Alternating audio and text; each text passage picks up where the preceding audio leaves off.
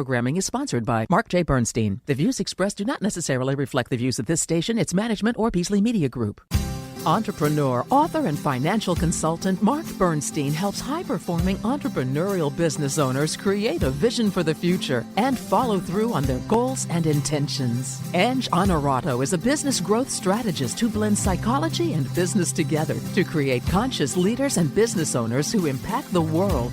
Founders Forum is a radio show podcast sharing the real stories behind entrepreneurship as founders discover more about themselves while providing valuable lessons and some fun and entertainment for you.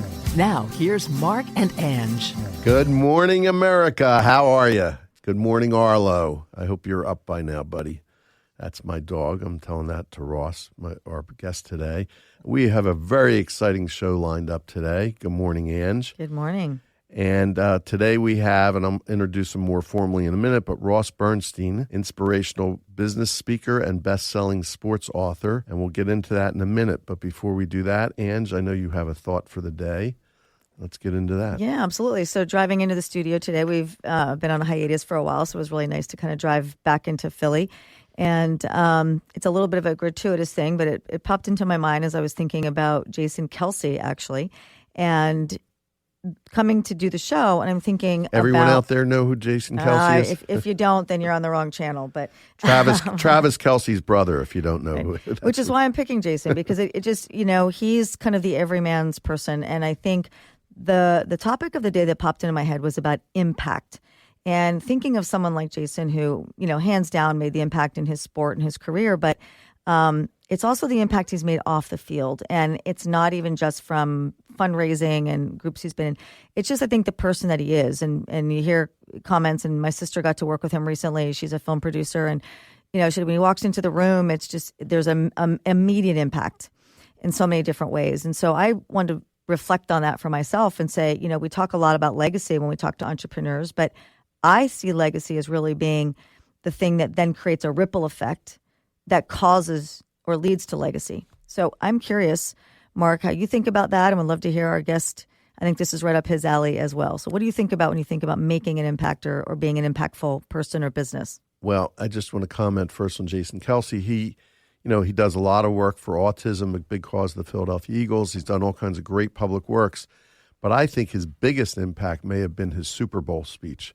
That will without last, a doubt. Will last in the hearts and minds of Philadelphians. He's a proud girl dad too. So, I just think there's lots of areas in which he impacts people in his orbit. But his speech, they keep playing that over and over again, and it's going to be in the hearts and minds of Philadelphians for generations, I believe. So that alone, because to change the hearts of the Philadelphia sports fan, which exist, but have had many, many years of pain, and we'll always be jubilant when we watch that video.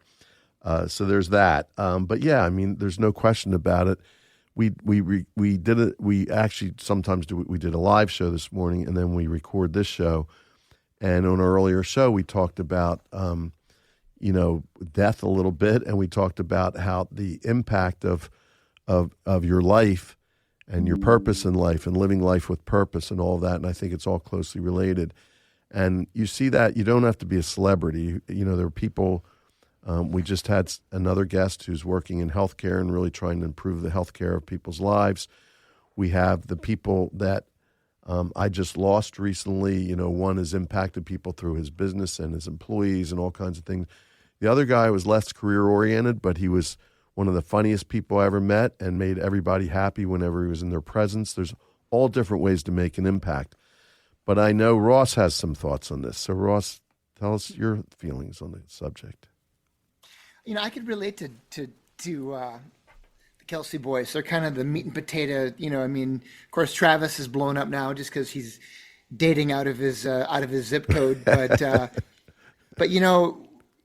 I was a guard in football, and we're kind of the unsung heroes on the offensive line, right? No one really notices you unless you screw up. Like, you could do every play great, but if you get a holding call and it screws up the whole drive, everyone hates you. So it's nice to, see those offensive linemen getting some props and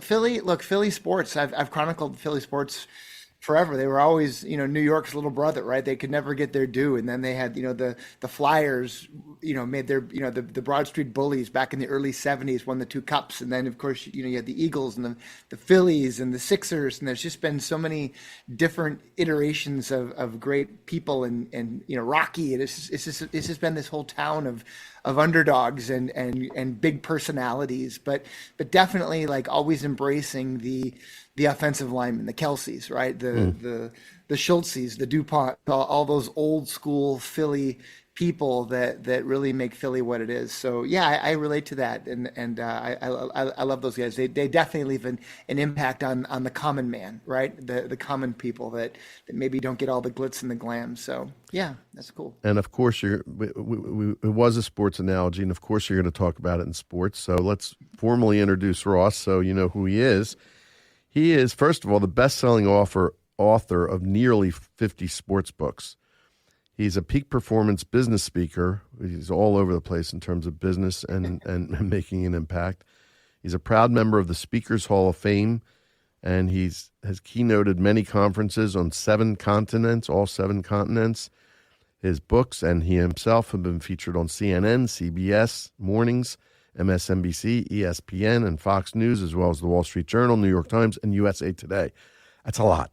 And now your podcast. And now Founders you're Forum. In good company. and we're so thrilled to have him here. So Ross, you have a great story. I know we're not going to have to do much on this show. I know that today. But tell us your story, how you got into doing what you're doing. And it's a really unique career. And also, at some point, we're going to talk about your life, because you and I talked about this. You've created a great life around this, and it's pretty amazing. So let's start with your early your childhood to today, and tell us how you got there. All right, Bernie. Well, I'm honored to be on first. Thank you. So you're welcome, Bernie, and thank you for being here. Cool to be on. So I do need to add this. So not only were we both Bernsteins, we were also proud brothers of Pi Kappa Alpha. That's right. And we both have brothers who are brothers of Pi Kappa Alpha. Right, so right. We've brought the Bernsteins to Pi Ka. So That's right. So my quick story. I grew up in rural southern Minnesota. When I was 10 years old, I watched the Miracle on Ice hockey team. Herb Brooks, the coach of the team, is one of my heroes. They beat the Soviets. I wanted to play hockey. I got into it. I went to the Herb Brooks hockey camp that year. I was the worst guy there. I won the most improved award. I was the guy who sucks the most. And but I wound up getting into hockey, and I wound up trying out to play for the University of Minnesota. I lasted about 10 minutes. I got cut, and I wound up becoming the team mascot, Goldie the Gopher. Kind of made lemonade out of lemons. And from that experience, I wrote my first book as a senior in college called Gopher Hockey by the Hockey Gopher. I have to stop you for 1 second, because we have had Dave Raymond, the kind of king of mascots, on the show, yeah, and I know you fanatic. guys know each other. He's a good friend. Yeah, the original Philly fanatic. He's the GOAT. He's an OG, man. He's the best. Go ahead. So I had 2 brothers that went on to get Ivy League MBAs. They were on Wall Street. That's what my parents wanted me to do. But in the true entrepreneurial spirit, I said, I want to work in sports. That's my passion. So I leveraged all my grad school money, and at the behest of them, they thought this was going to be a huge failure. And I wound up writing this book, and 50 books later, I made a career out of it. And now I get to travel the world as a professional speaker and help to impact people and to help them and to help them be better. And that's what this show's about, right? Just sharing wisdom and helping people, and kind of by the laws of karma, just to be able to watch people do good. And it's all about their legacies. So yeah, I'm honored to be here, and that's my story. One quick question for you. I imagine you're not finished writing books. Are you? Oh, maybe. Maybe. A lot of what I talk about as a speaker is disruption, and in my world, I could see that coming. My world early on, I was churning out a few books a year. I was a master at getting on TV, radio, print, newspapers, magazines, And then all of a sudden it was like this shift. It was no longer demographics and day parts, and it was likes, clicks, shares, how many followers you have. I could see this coming, and Borders was gone, B. Dalton's was gone, Walden Books was gone, Crown Books was gone, Barnes & Noble was hanging on by a thread, but selling more caramel macchiatos, board games, tchotchkes, greeting cards, and music than they were books. And there were Kindles and Nooks and Audibles. So I transformed, and that's a lot of what I talk about is change. I think back to the days of, when I was just starting out writing this book. I mean, I get parents a lot of times at presentations that will say, my kid, just like you, they love sports and they want to do this. What advice do you have? And it's like, what advice? I mean, my God, when I was young, I had to leverage all of my grad school money to physically write and publish a book that was going to, that everyone thought would be a disaster. Kids today anyone can do a podcast. Anyone can do a blog or a vlog. I mean, there's, Justin Bieber did not need a record label. He just went on YouTube, and there's so many opportunities now. Like, everything has changed. So traditional books have changed. They're for celebrities and politicians now, and fiction writers. But like, anything you write now is like yesterday's TV guide. And if you have to be over 50 to understand that reference, but it's just, everything's changing. So true, now but I think they've changed the word author to content creator, so Yeah. it still is content. It's still material. So tell me, so since you're done with books, tell me about your last book. What was the last book? I wouldn't say I'm done. I'm actually, working on one right now, but I don't have a deadline. That's where I wanted. That's where I wanted to go. The last book I wrote was, and I'll hold it up, people watching, I guess, but it was a book called Wearing the Sea, and it's about captains. Interestingly, one of the guys who wrote one of the forwards is Bobby Clark, who you may recognize his name in Philly. But it was a cool book, and it turned into another speech that I do about leadership, and it was really interesting to learn about.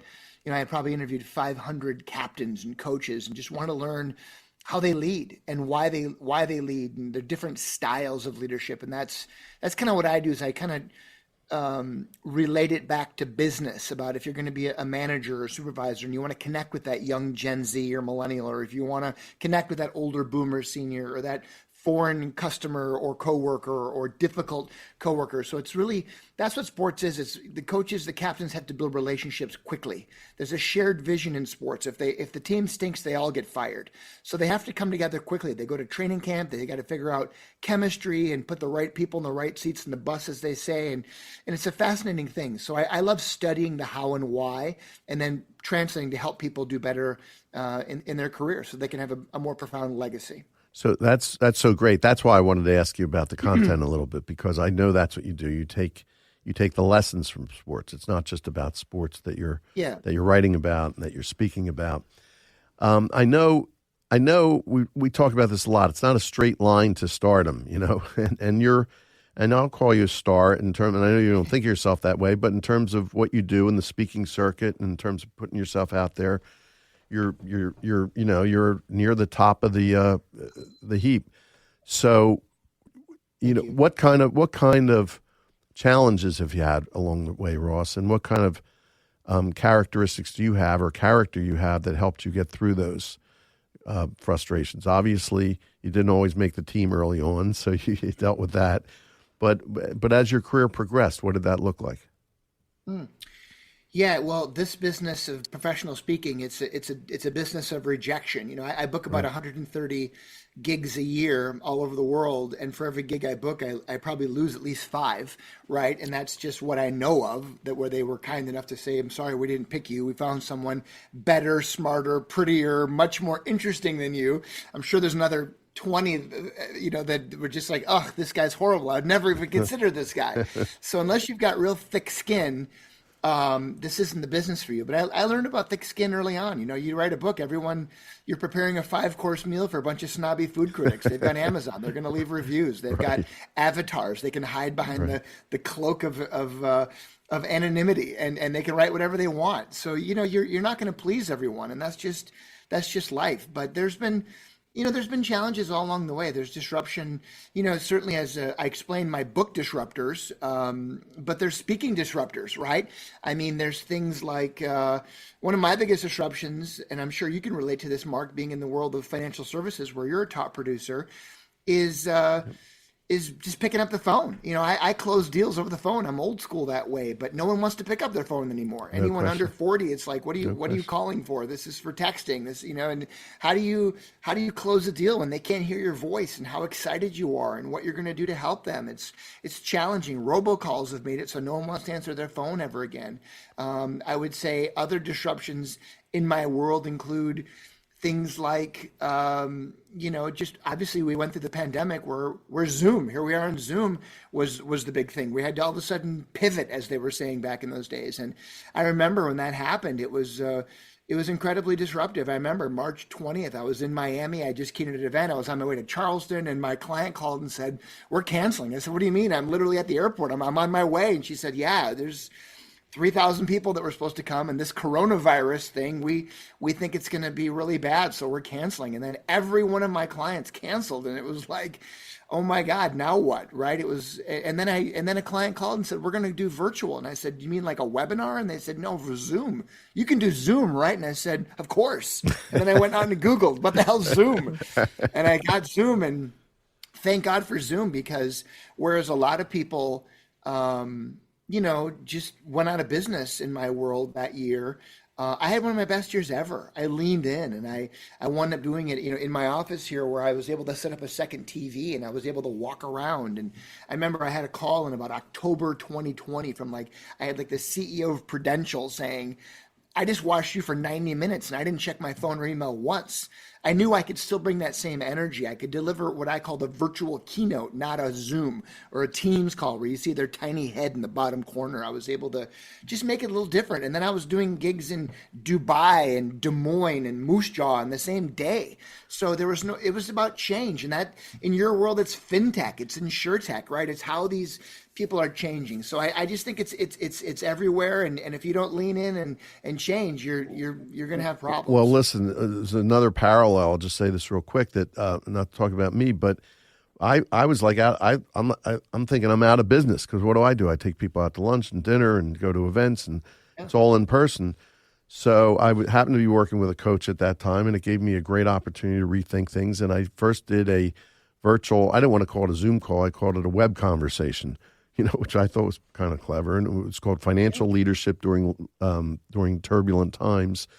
And I created groups of people to get together and did business over the internet. I was like, whoa, this is pretty cool. And that morphed into a manufacturing group I started called the Forward Focus Forum. And that morphed into this podcast. And I love to say, because I'm by far the old guy in my company amongst my partners, and I'm the one on social media, and I'm the one with all the technology. But I was telling them recently, I think I got to think past the podcast. I don't think this is going to last forever. I think we're going to have, and I know it's going to be, I haven't told you this, Ann, but we're going to figure out video. We're going to get our radio faces on TV, and we're going to, because that's coming next. It's got to be that way. But I don't know what's beyond that. But you got to keep changing. There's always going to be disruption, like you said. I love your message regarding that. And this is more than a great time for a quick 1-minute break for a commercial, and we'll be right back on Founders Forum. Attention employers, ready to secure your business? Verify Protect provides fast, accurate, and secure background checks. Ever wonder who's really joining your team?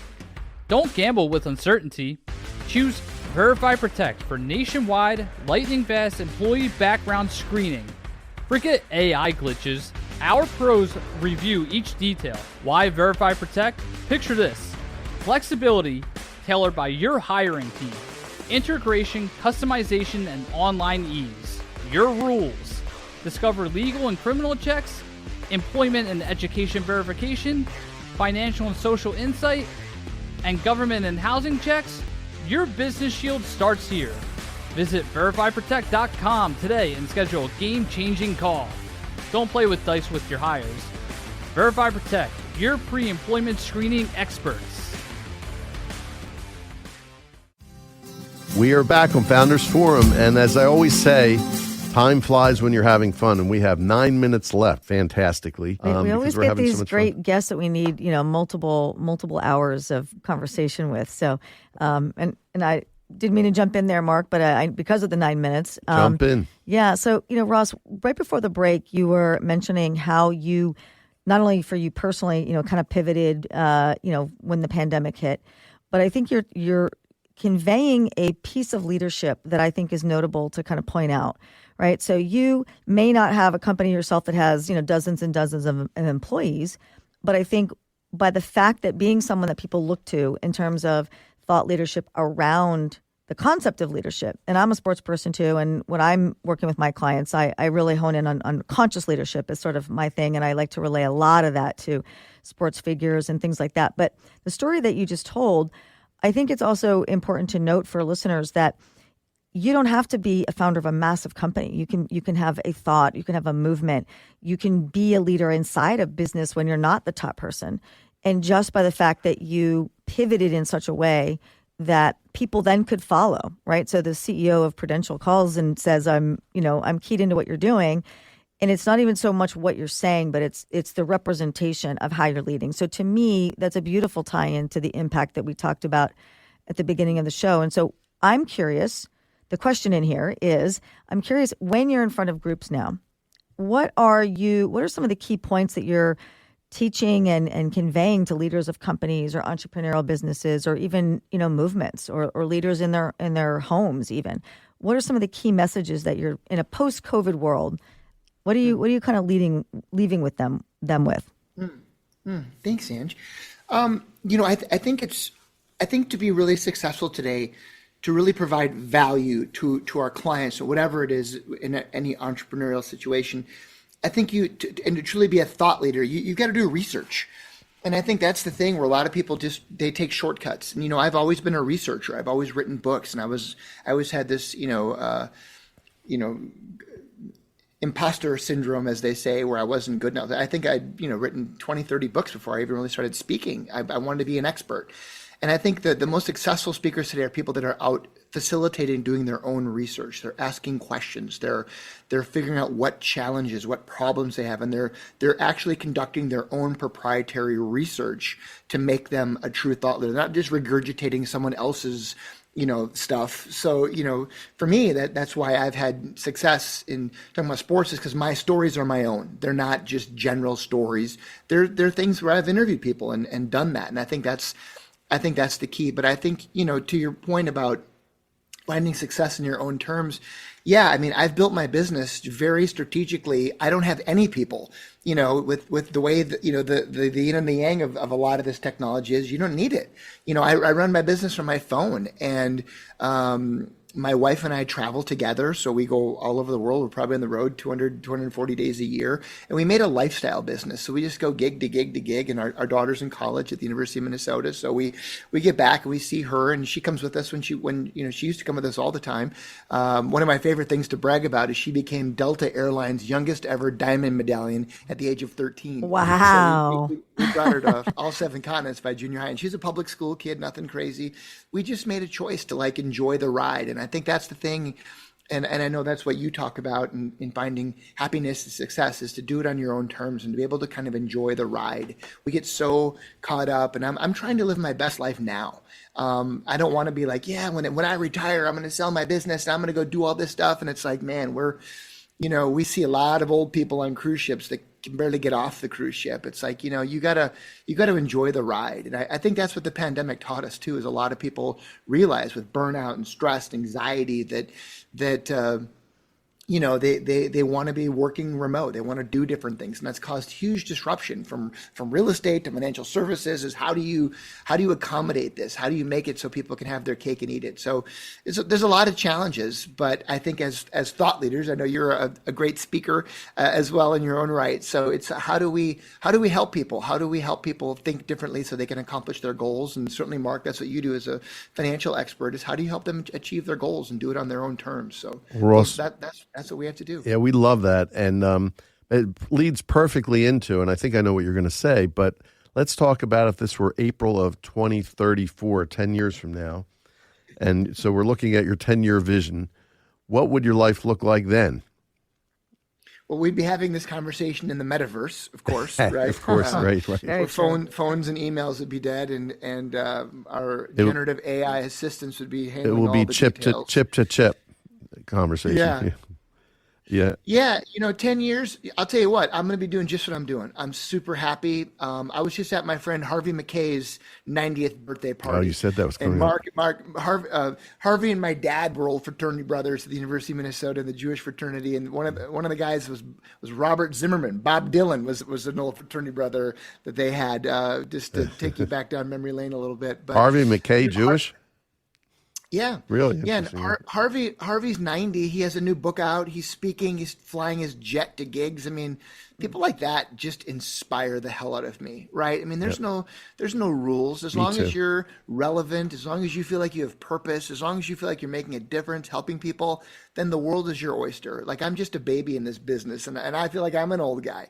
And as long as you can do that, then great. So I have no thoughts of retiring or doing anything, but I just feel like I love what I do, and hopefully, it sounds like you two do as well. And as long as we can help people and make a difference, then that's success. Absolutely. So that leads right into, we started the show and started it with impact. And tell me about your legacy that you'd like to leave for your daughter and for others. I talk a lot about Herb Brooks. I'm the president of the Herb Brooks Foundation, and I've written a couple of books about Herbie, and we've raised millions of dollars to help kids play sports, something he was passionate about. And when I asked Herb about his legacy, he said a couple things. He said, number one, the name on the front of the jersey is always more important than the name on the back of the jersey. Mm-hmm. And that was a line they used in the movie Miracle. He died during the making of the movie, and I got to work with the producers and give him some wisdom, and that was one of the things they used, which was really cool. And the other thing Herb talked about was an acronym he called QTL, quality time left. And I think that's a good metric, especially in the world of financial services, is how much quality time do you have left? And I think that's the big thing. So, I love that. My legacy will be my family, as it is for yours, and hopefully I'll make a difference to a lot of people, and just appreciate people like you doing what you do. And if you could give advice to your younger self, what would that be? It would be, you know what? It'd just be keep doing what you're doing, man. I don't know. That's a loaded question. I don't have any regrets. Every huge failure I've had has become a massive part of my speaking, right? I don't, that's the thing. Like, a lot of professional athletes fail in speaking because they're the hero of their story. I'm not. I talk about other people, and for me, I talk about failures. That's the key. And to be an entrepreneur, that's where you learn, is failing. So whenever I have a huge failure, great. It's another great story, another little signature story, vignette that you can share to help other people. So, hey man, the more failures, the better. Well, you, my friend, are spreading knowledge and inspiration and joy, and it's been such a pleasure to have you here. So in other words, I just wanted to say, in Philly, we would say, keep on doing what you're doing. You said, in Philly in the 70s, when I was growing up, we would say, keep on trucking. So keep on trucking, right? So listen, great to have you here, my friend, my brother, and I know we'll be in better touch, and we'll be speaking more. And thank you all for listening to Founders Forum. Hope you enjoyed your time with Ross Bernstein, Ann John Rado, and myself. And we'll see you next week on Founders Forum.